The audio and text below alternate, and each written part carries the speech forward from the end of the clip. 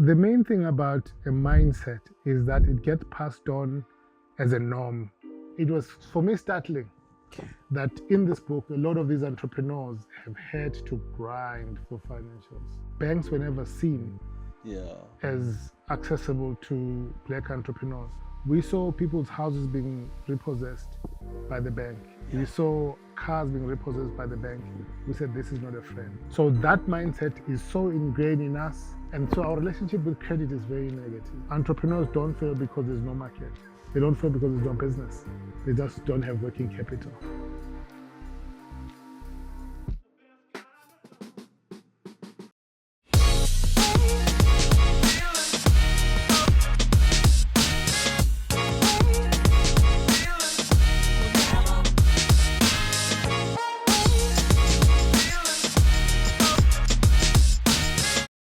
I am Dr. Maanda Tshifularo, and on today's podcast, we are joined by Dr. Steven Zwane, who is a thought leader, author, and founder of YLED, with nearly 2 decades of leadership experience across the banking sector. And in this episode, we unpack his latest book, Rising from the Township, which captures stories of trailblazing entrepreneurs who turned challenges into opportunities and offering lessons on resilience, innovation, and leadership. Dr. Steven, welcome again to SuperLead Podcast. Thank you for putting me on. Lovely, lovely, lovely. So you have written a fantastic book called Rising from the Townships, and then you chronicle inspiring stories of South African entrepreneurs. Correct. Now, the process of writing books, which I've done, it's painful, it's a lot of hard work, and there's a back and forth, and unless something is really important, I don't think anyone should go through that pain. Now, what's happening in our world, in our country, that necessitated another book in the shelves? Yeah, I mean, when we spoke the last time, I was talking to you about my passion for entrepreneurship education. Yes. We dealt a little bit about what YLED is, what YLED does, and how we teach grade 11's entrepreneurship. And alongside that, I was busy doing my doctorate. Yes. I was doing my doctorate on the impact of entrepreneurship education on entrepreneurship action. All right. Okay. So that research, fortunately, I got to finish it in 2023. That's another story. And that process, that's a whole new process. And you know all about it, and congratulations for achieving yours. Thank you. And I think there were a couple of findings from my research. One was, if you teach young people entrepreneurship at a younger age, their likelihood to have intention to be entrepreneurial is about 98%. Wow! And that's a big shift. That's a huge shift. That's a monster shift. The country is about 18% thereabout in terms of just that differential. But I think the one thing that was also quite interesting is that you have 98% wanting to be entrepreneurial, but the entrepreneurship action is about 15%. So the intention to action, the gap is too huge. Then I sought to understand what would be the cause. Sure. There are 2 things we found to be the causes. One, young people say, I don't have role models. No way. So we would not have thought that only 3 out of 10 will say, I've got someone I know who's an entrepreneur. Sure. Only 1 out of 10 will say, actually, I know somebody who's an entrepreneur. Sure. Meaning that 7 of the kids that we take through the process, this is a new process for them. Sure. And then the second thing that we found out is that they did not understand that entrepreneurship is hard.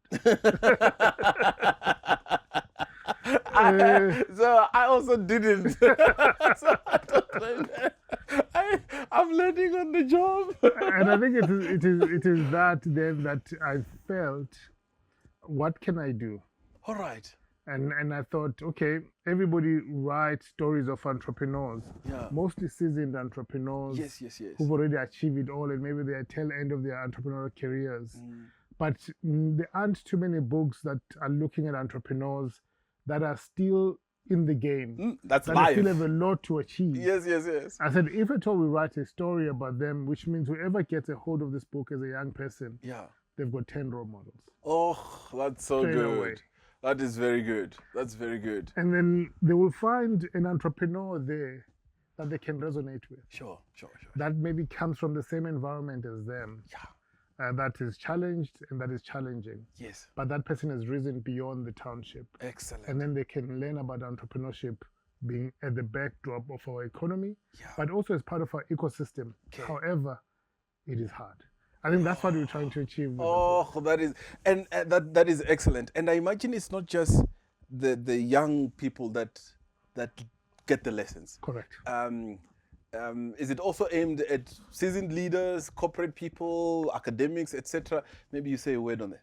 Yeah, absolutely. I mean, one of the manifestos that you find at the institution that we both call home, the founding fathers said, overnight success takes 15 years. So a lot of the entrepreneurs that we get to start to celebrate, we don't know what scars they have gone through. Sure. And to a certain extent, it is those scars that make other people not to follow entrepreneurship. Okay. So this book is for everyone. Right. This book is for an entrepreneur who's out there and wants a strategy of how somebody did it. Sure. They don't have time to go to class. So they can read a book and say, okay, I think I can resonate with the strategy so and so adopt it. Yeah. And also, a lot of entrepreneurs have told us many times that their mentor was always a book, someone's book. Oh, wow. So which means now we are saying this book can be a mentor to someone who's really at it in the field. Sure. There are also human spirit lessons here that apply to everyone. Say slowly, human spirit lessons. Yeah. Okay. So when we talk about human spirit lessons here, we are referring to at some point when you think you've had it bad, Yeah. read about these stories here, you'll realize Oh, wow. where these humans have come from. Sure. They've come from environments where nobody thought there could be anything. Sure. And they've risen from those environments to be great. Sure. We've known those stories from a leadership perspective, but not so much from an entrepreneurial story. Very good. Very good. What has also changed is that we are seeing a lot of entrepreneurs introducing a new game. Okay. That new game is that I sell my story. Okay. Say more. So if you look at the new age shoe sneaker manufacturers, Yes. Yes. the like of Theo Baloyi of Batu, the likes of Temba, Yes. from a VIA perspective, and of course from Mr. Suhana himself, Ligao, from a drip perspective. They first led with their story before people could buy into the products. I understand. And they are leveraging social media, new age media to tell the story of their journeys. And now a lot more entrepreneurs know that they can tell their story. Some of them don't know how to. Sure. And then they can learn from the entrepreneurs in this book. Excellent. My biggest interest is always young people. Okay. Okay. The reason why I'm always interested in young people is that the unemployment rate of 60% of young people is a sign that we've not created enough corporations and we've not created enough small businesses for young people to be absorbed. So now the ball is in their court. Sure. How do I choose entrepreneurship as a career pathway for myself? Sure. And that is why, for me, the vision is that if this book can be in every high school, Oh man, that's every good. youth formation, and that's really what very, we are very going for with the good. book. Yeah. That's very, very good.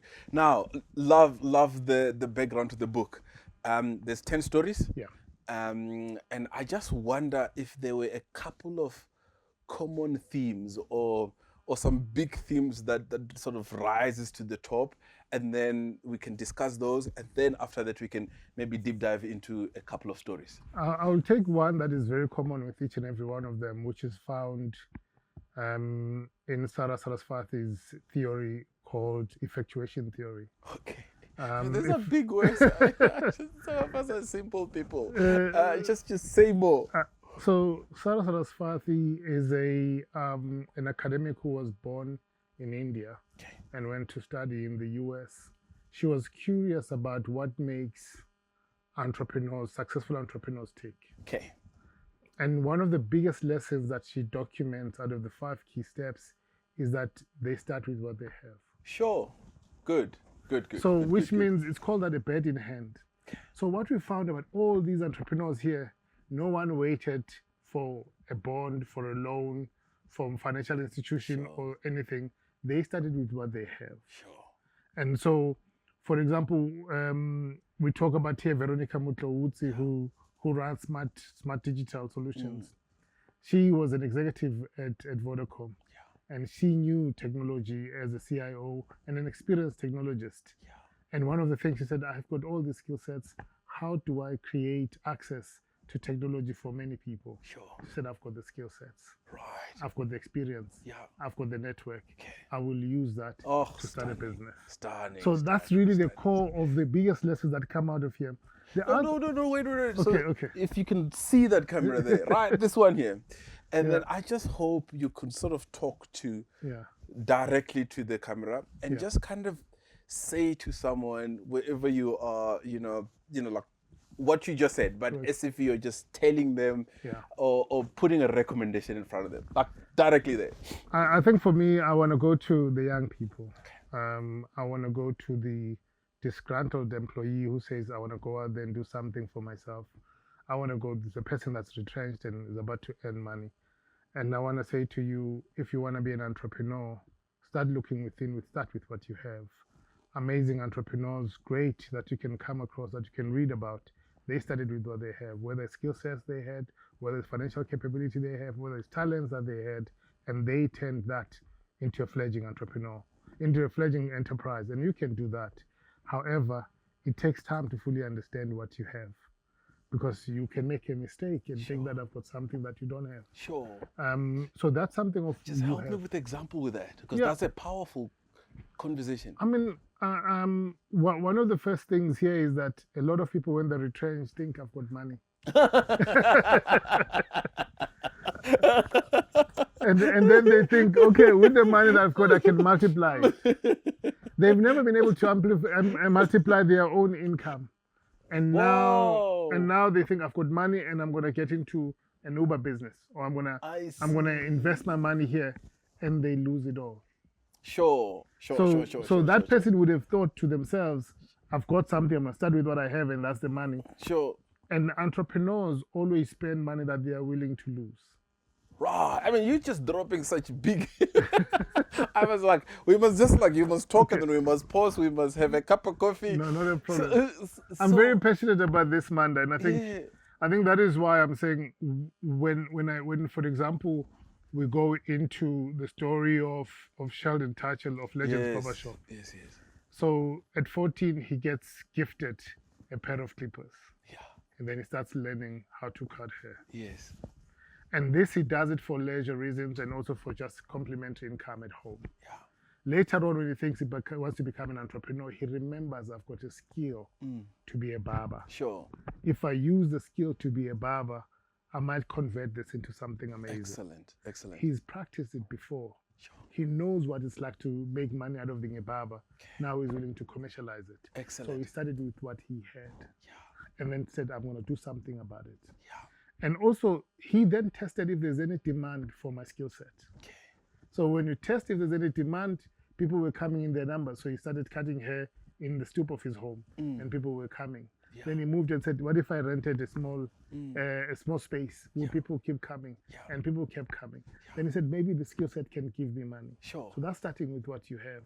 I want to fast forward to Nozipho Shabalala. Yes. I want to mention her. You launched a book. Because she recently launched a book called After the Fires. It's an amazing book.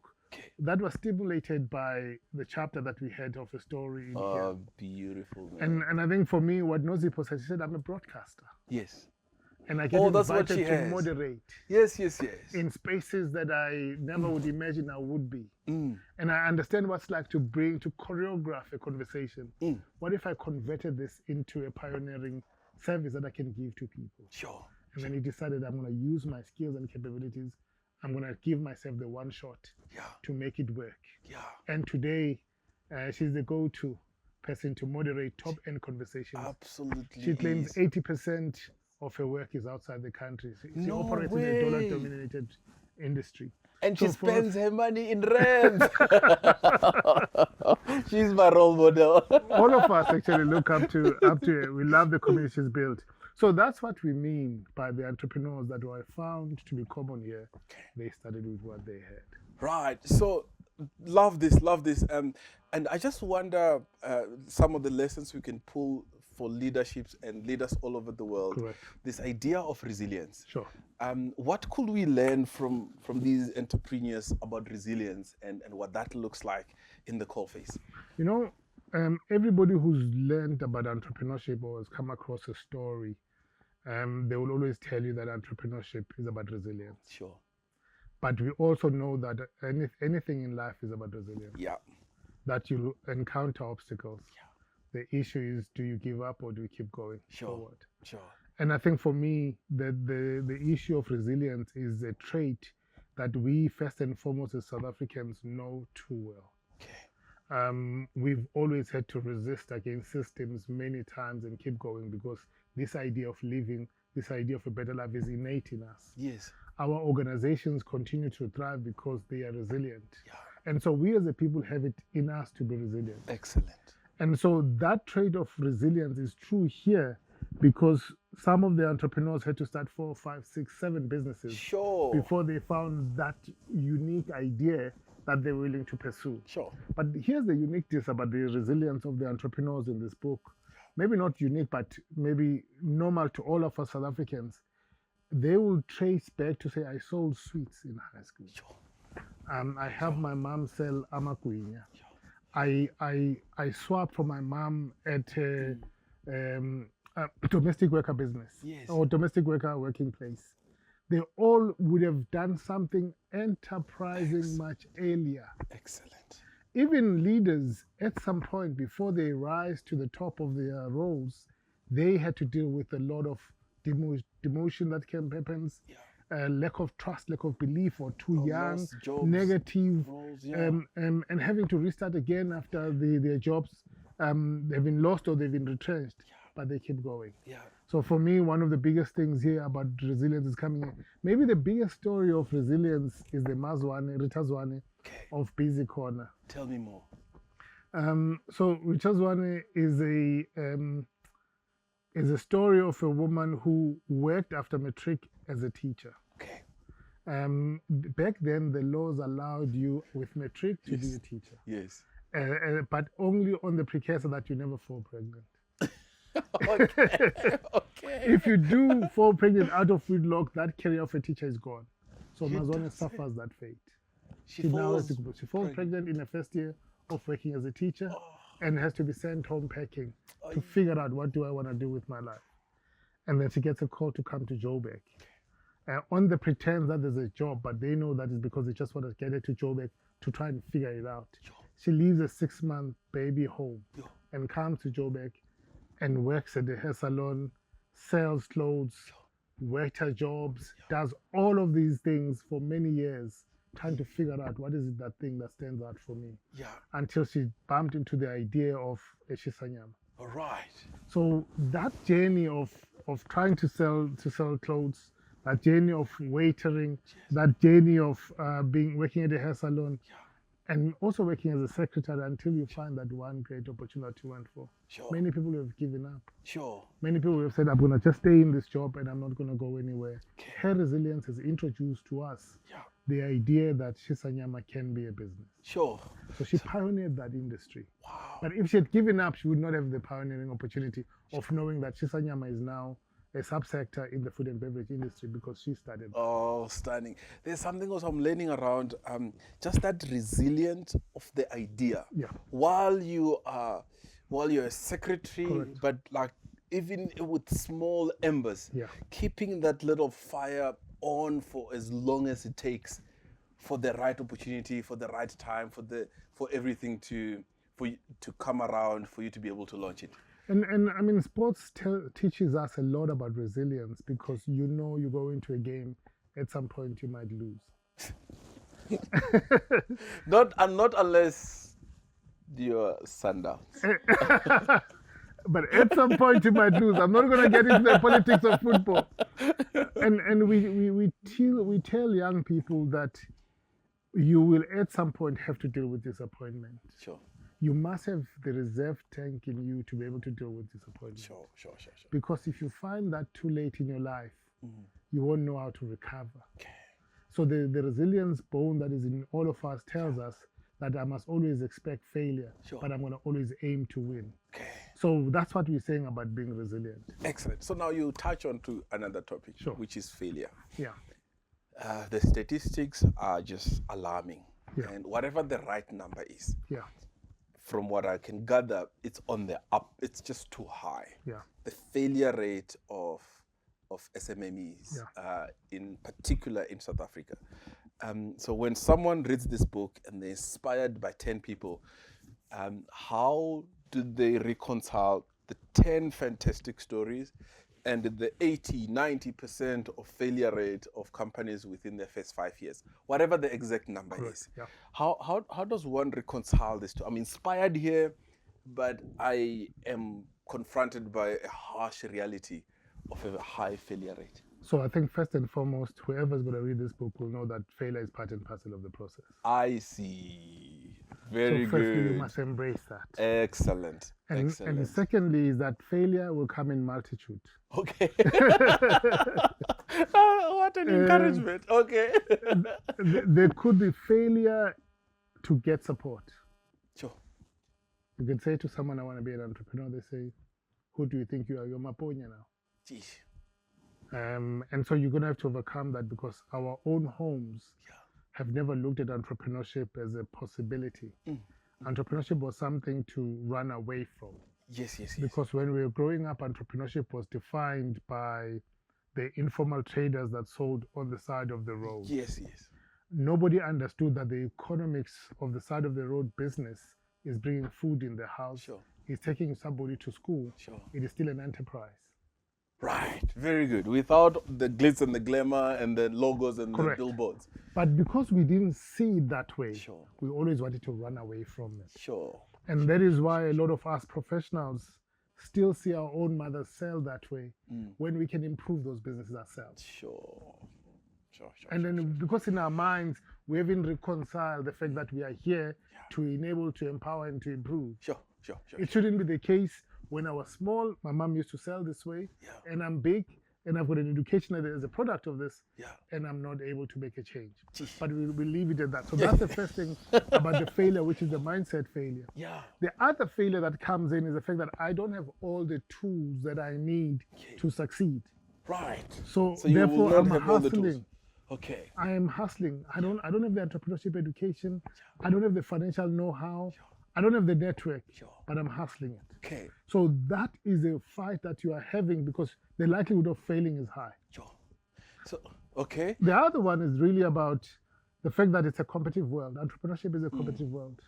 You may be number one today, tomorrow somebody will overtake you. You must be prepared to say, I must adapt and adjust. So that I must overcome failure. Okay. Failure is always the risk you are facing. It's how you adapt and adjust to it. Excellent. So failure is that, So failure is part of the story. Part and parcel of the story.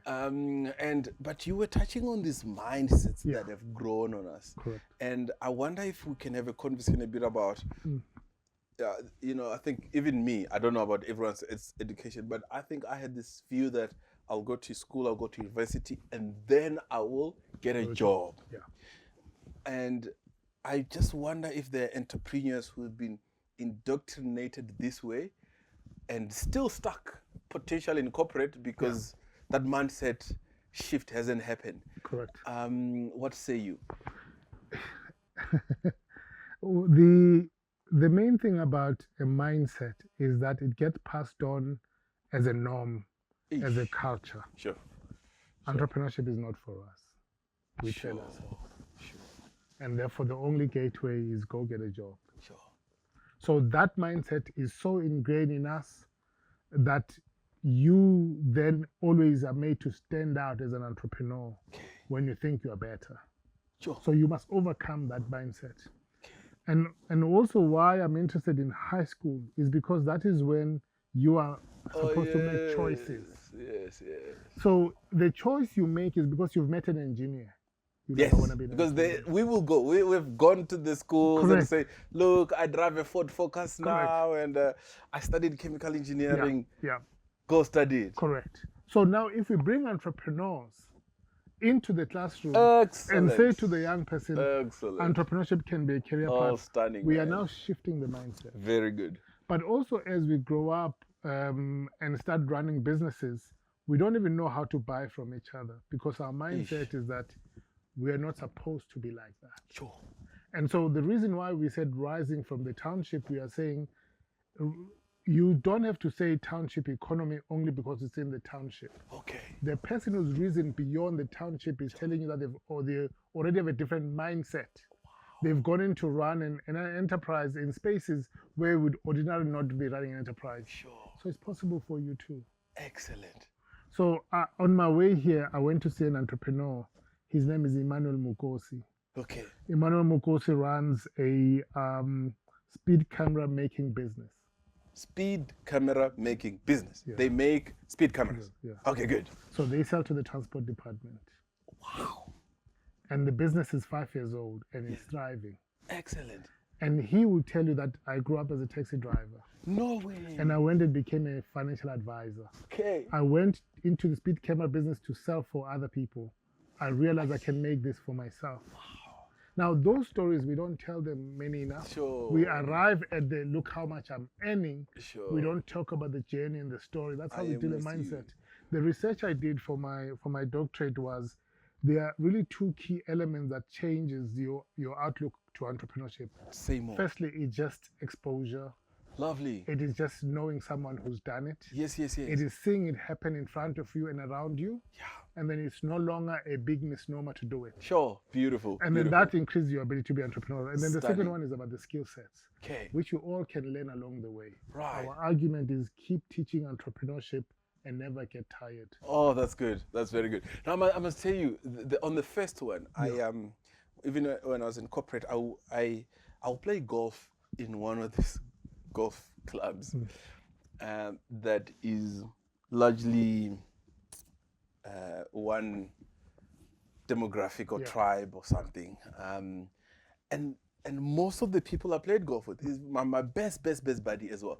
We'll play golf, and then almost everyone there, they ran businesses. Yeah. And then they were like, so, Maanda, what do you do? You're like, I'm a general manager. Yeah. And then this one runs a printing company, this one runs a marketing company, and this one runs. And just over time, it does just filter into your system and your psyche that these buddies of mine, they're not general managers. No. And I think that's why I'm saying that maybe the young people are looking at us, the ones that are unemployed graduates, and saying to us, you lied. You said if I do this and do that and do that, I'm going to go and get a job and I'm going to be good and I'm going to be rich and I'm going to be somebody in society. Man. Now I don't get the return on investment. I see. But we cannot be too hard on ourselves. We have to deal with these things systematically. Okay. And so this is why we are advocating for entrepreneurship education, entrepreneurship role model, to never be tired. It's about a change management process. Sure. When you introduce a new strategy, one of the first things you must keep repeating it until everybody gets to understand what it is. Have what are champions that help you champion that. And in this book, we've got champions. We do. Through the Saturday School program where we advocate for the training of entrepreneurship. Slow it down and just say what that Saturday School is. Basically, for the last 21 years, I've had the privilege. You look 21, but okay, let's go. I've had the privilege of saying to me, what is the one problem that I wanted to solve? I thought if I went to my younger self, being raised in a township and going to township school, what is the one trait that I would have loved to have heard? Which was confidence. Whoa. Okay. I would have loved to just have had confidence. Right. Okay. So I then said, everybody back then in 2002, 2003, 2004, we were all told we need extra maths, extra English, when all we needed was just somebody to give us a chance to understand ourselves and be confident in ourselves. Confidence comes in 2 ways, exposure and language. Right. If I'm elaborate, please. If I'm exposed to someone who's been great, coming from my own environment, I can believe I can be great too. Stunning. The second thing is that if at all the language of communication that's spoken internationally is English, then I can fit in anywhere. I am with you. So that's what we're solving for the last 21 years. Okay. We take grade 11s, we teach them for 10 months, and the conversations about personal branding, personal mastery, and then say run a business for the next 3 months. Excellent. By the time you come out on the other side, you know that entrepreneurship is hard. Yeah. You know that it's about sales, it's about teamwork. Yes. But your ability to communicate, your appetite for problem solving, your ability to dream about your better life for yourself because you've built a vision board changes this. So you can lift yourself out of poverty, you can lift your family, you can lift out your community. We have seen young people do that. And so we are not saying entrepreneurship education is key for the sake of it. We've got evidence of 21 years. Lovely, man. And then, so they come to school every Saturday? Every Saturday. They wake up every time and they come to a Saturday school intervention and they get taught and they keep coming. Every time they keep coming, the burden is on you to better your offering. When you better your offering, they keep coming. Because young people have got a choice to be on their social media, or to wake up and be there at 9 o'clock because they're going to be taught until 2. Sure. So if they keep coming, it means that there's something. There's something there in the. Correct. And you've been doing this for 21 years. So 21 years. Yeah. Last year the idea turned 20. I excluded myself out of it. Yeah. I'm now just a volunteer. Yes. The young people are running it. You don't say. That's just so good. And all the young people that were previous beneficiaries are coming. They're back, coming to and now they're giving back to the next generation. And so it's just nothing better. These are the communities that we're aiming for. What I'm simply saying to professionals, to anyone listening to us, all I want you to give a gift of entrepreneurship. This is how you give a gift of entrepreneurship. Yes, please. You might even want to go back there. Giving a gift of entrepreneurship is as follows. Firstly, get a book. Find a community that you know and go donate the books to them. When you do donate the book, tell them about your own Rising from the Township story. Let them be inspired by your story. Leave them with this book. It comes with a workbook. You can leave them with a workbook to complete. Come back three weeks later and say, what have you learned? You would have done an entrepreneurship volunteering with that particular effort. Our goal is that you can read a story and tell it yourself. You can empower many young people to know that entrepreneurship is an option in South Africa. The good thing about it is that South Africa has agreed and allowed itself from a policy point of view to integrate entrepreneurship education into South African high schools. Excellent. It is one of the commitments from the Department of Basic Education. Good. They've even built a 10th ministry called 3Es, whose mandate is to integrate entrepreneurship education in South African schools. We have had the opportunity of delivering this on the sidelines. Can you imagine it become to mainstream? Wow. It's going to take time, but join us on the sidelines for now while we make a difference. One of the things I've learned since we launched the book is that affluent members of our society say our kids went to affluent schools. Yeah. They are sitting idly at home. Yes. How can we bring this book and tell them that they can be entrepreneurs? Oh, excellent. Which is then one of the things that I don't want us to leave out, or one of the lessons here, is that the relationship between entrepreneurs that derives from the township and money is an enemy relationship. Say more. I don't remember any of these entrepreneurs in this book who were financed for their businesses. I know many of these faces. You know many of those. They all had to take money from their own pocket in some shape or form. You know why? Because when we were growing up, banks were never seen as accessible to black entrepreneurs. Just like we saw the mother sell food on the side of the road and said, this is not entrepreneurship, we saw people's houses being repossessed by the bank. We saw cars being repossessed by the bank. We said, this is not a friend. Sure. And so our relationship with credit is very negative. Sure. And it was, for me, startling that in this book, a lot of these entrepreneurs have had to grind for financials. Sure. And to be able to finance their businesses because our systems are not open and friendly to them. Okay. And even it's crazy that to this day, if you ask an entrepreneur, do you think the bank is open for you? Do you think there's access to financing? They'll tell you it's not there. Because we've never changed our mindset around credit policies. Who now? The banks and or the people? I concede from the people. Yeah. Who hasn't changed? I don't think that banks have gone on to reach entrepreneurs and take the margins. They want just the finished product of an entrepreneur. Sure. Do you have a business plan? Do you have a track record of doing it? Okay, we can finance you. That's the final product. That's the final product. Whereas these people need to start from scratch. Sometimes they just need 5,000.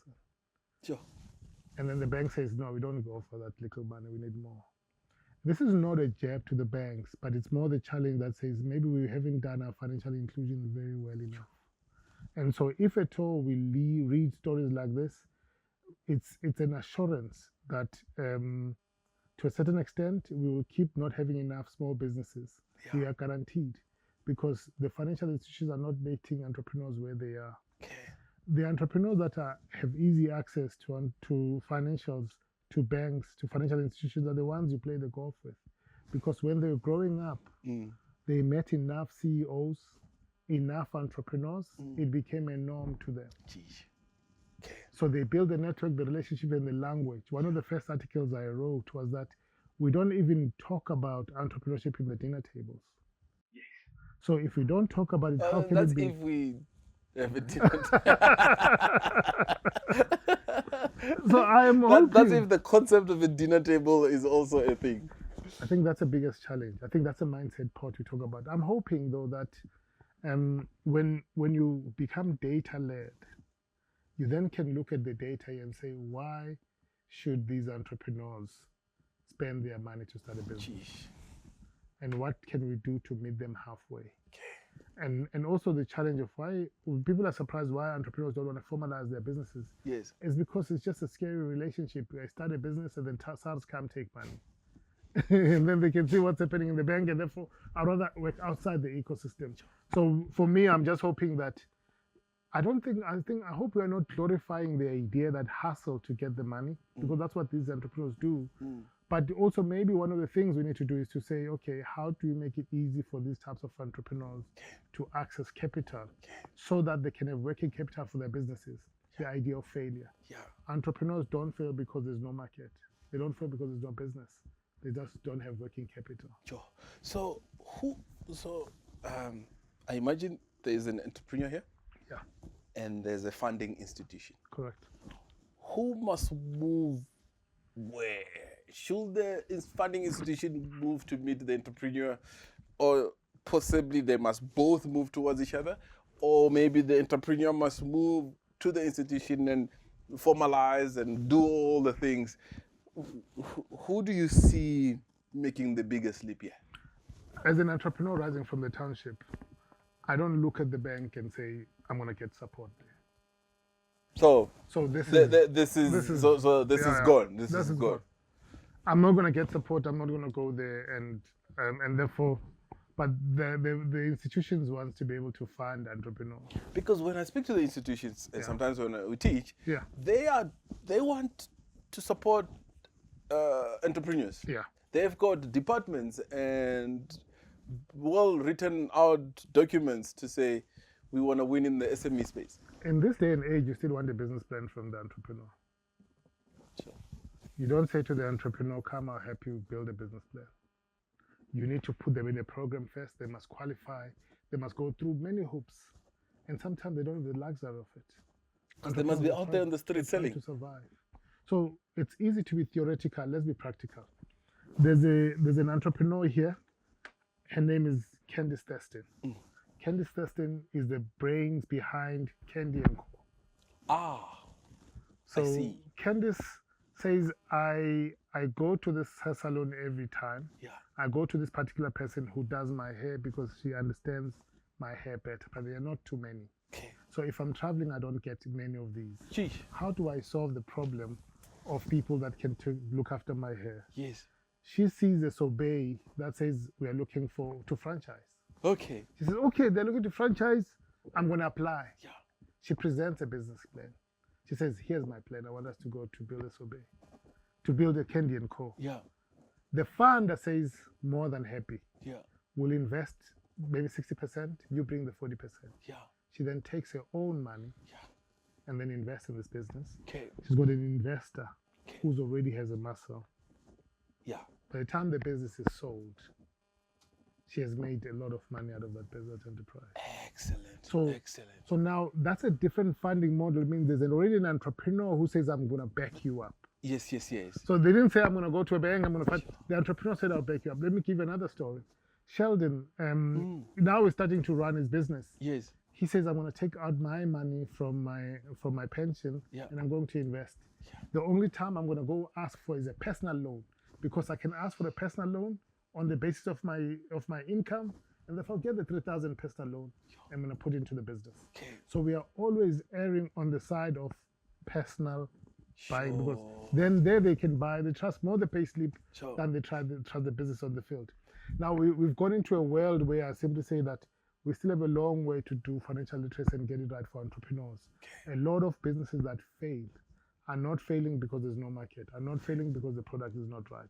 They are failing because they don't have the working capital to keep them going. So what must they do?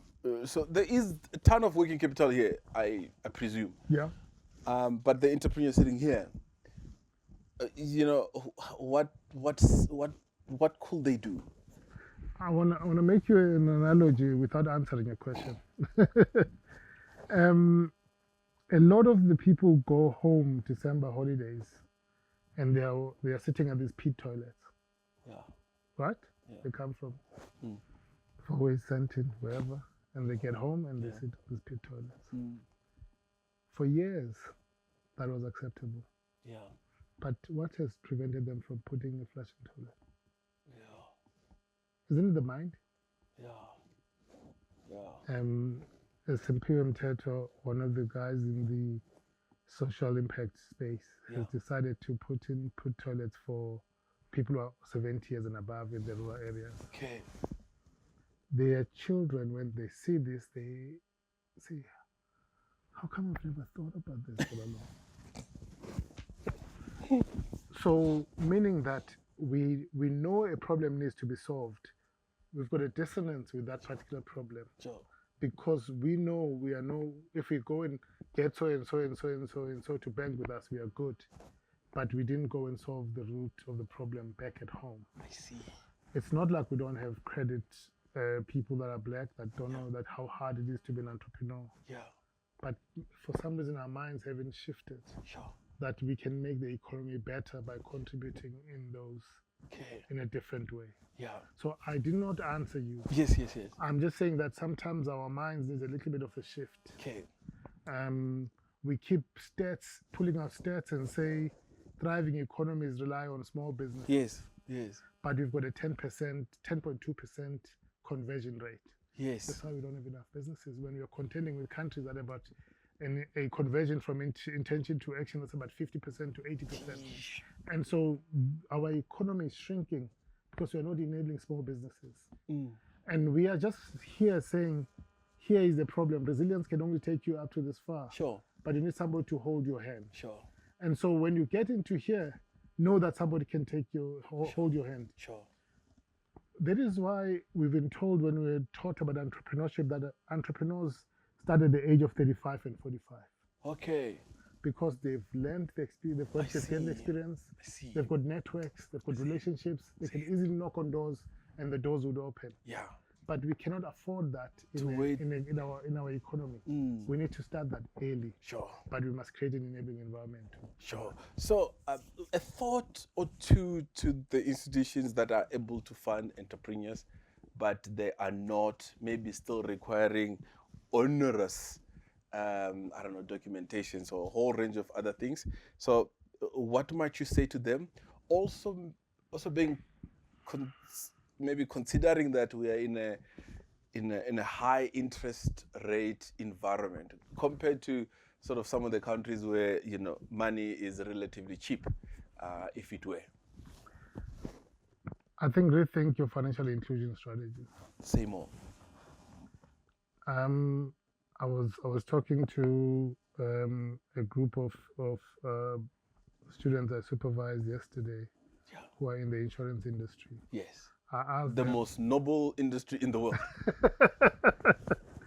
I asked them to go and just review the social impact strategies of their companies that they work in, and find out if at all any of them are giving a 1-year free insurance to small businesses. Geesh. Is that what they must do? I think that's what they must do. Okay. Because COVID has told us that business can disappear tomorrow. Yeah. Worse so if you didn't have insurance.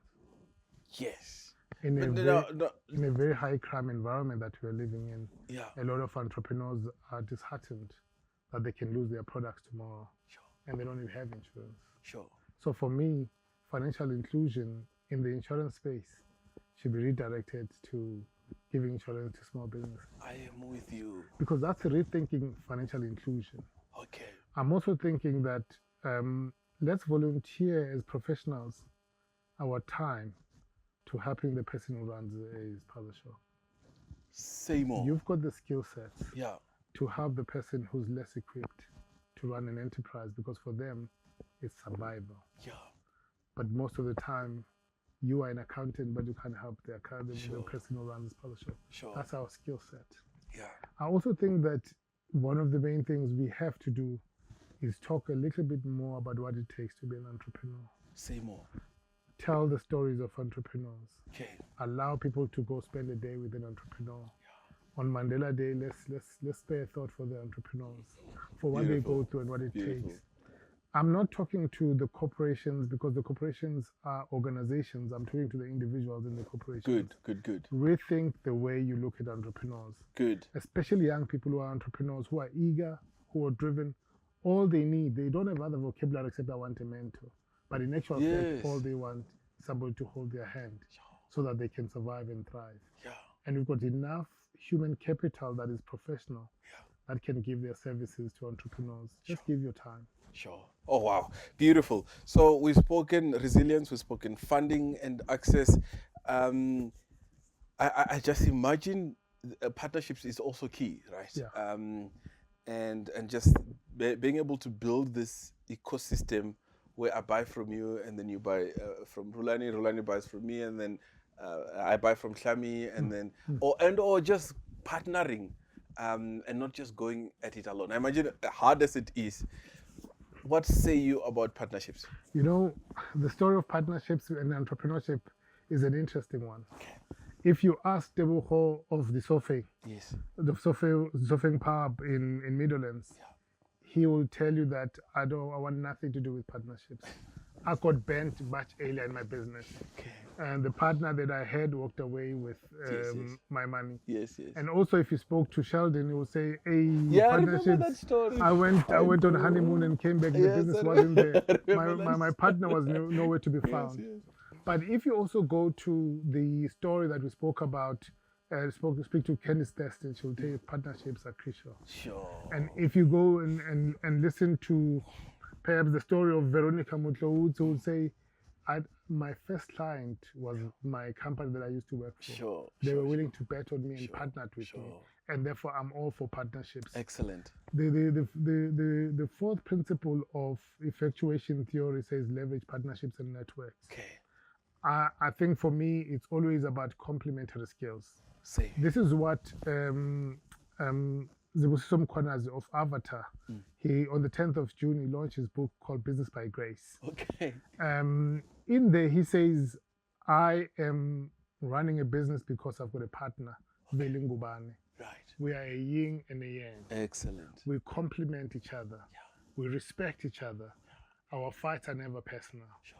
And so me and partnership are for it. Yeah. So for me, I would say it depends what your appetite on partnerships is. Okay. But a lot of people can make partnerships work. Yeah. Some of them might struggle. Yeah. To a certain extent, in any type of business you're partnering, whether with a customer, with a service provider, that sort of partnership. Yeah. But also now it rings true, the whole idea that says, what is the use of owning 10% or 100% of 10 rand, and when you can also just have 2% of it and be a part and parcel of the ecosystem. Yeah, what then we are saying to people here is that figure out how you get to your end state. Okay. If getting to your end state requires partnerships, sharing of equity, complementary skills, and that's what will take you to where you need to go, do that. Okay. If working on your own is your magic, go for that. I see. But you cannot know who you are until you test it. Okay. So the two examples I gave you of Sheldon, he tested it and it blew in his face. And then you've got Zibusiso Mkhwanazi who said, actually, it worked for me. Sure. So for me, I think partnerships are critical. We know that. But I think when it comes to just a share in the pie is always different and unique. You got to learn it. We call this in operations management. Yeah. You must gamble, get onto the field. Take the lessons. Yes. And principle number 3 in the book says, the ability to convert a lemon into lemonade is an art. Right. So basically, if at all you've been able to make the relationship work, it means you've got a winning formula. Excellent. If it didn't work, find a workaround. Yeah. But at the end of the day, you don't lose sight of your vision. All these entrepreneurs in the book had some form of vision that they were chasing. Sure. It was never about the money. Sure. It was about pioneering. It was about changing the status quo. Excellent. It was living things better than they found them. That underlying why is what separates entrepreneurs coming from the north versus entrepreneurs that are coming from our humble communities. Sure. Because their why is far greater than the commercial gains. Oh, wow. Right. So as we go towards the conclusion, a couple of thoughts. In this age of AI and everything, how do you see AI, I guess, helping us overcome some of the challenges in entrepreneurship? And potentially, could this be a game changer for us? It's a game changer for leaders. Okay. It's a game changer for communities. It's a game changer for entrepreneurs. Good. Who are in the field, who are embracing a new tool that's going to make them effective. Okay. So there's no doubt. It's more like when we first had phones, everybody doubted because they were that big, not accessible, and over time they become. And then there was theories it's the way things like are going to be. So for me, AI is an embrace, like social media, that's going to be a part and parcel of our lives. The one thing that I want to talk about maybe is the fact that it doesn't matter how great the platform is, it can never replace the role model part.